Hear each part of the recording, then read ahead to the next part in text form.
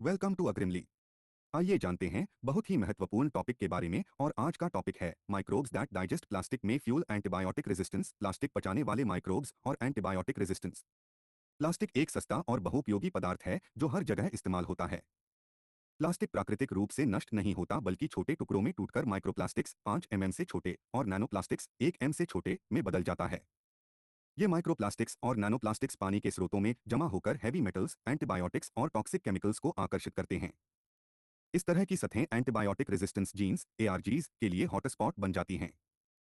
Biodegradation का अर्थ है कि कुछ माइक्रोब्स प्लास्टिक को तोड़ने वाले एंजाइम्स का उपयोग करके प्लास्टिक को पचा सकते हैं। उदाहरण के लिए पीईटेस एंजाइम पॉलीएथिलीन टेरेफ्थलेट पेट को डिग्रेड कर सकता है।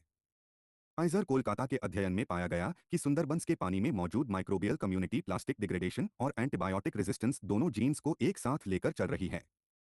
इस शोध के लिए साल 2020 से 2021 तक मूरी गंगा एस्टुअरी सुंदरबंस से पानी के नमूने लिए गए।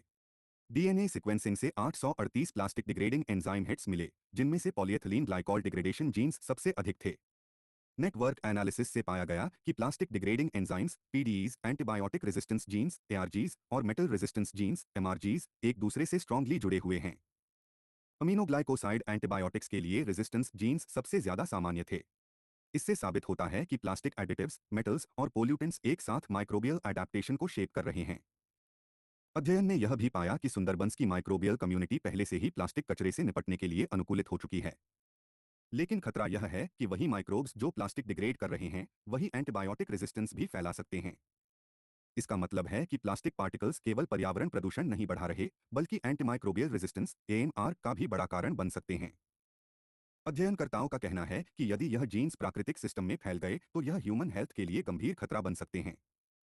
इसलिए प्लास्टिक कचरे को कम करना और उसका सही प्रबंधन करना बेहद जरूरी है। Thanks, like, share and subscribe to अग्रिमली।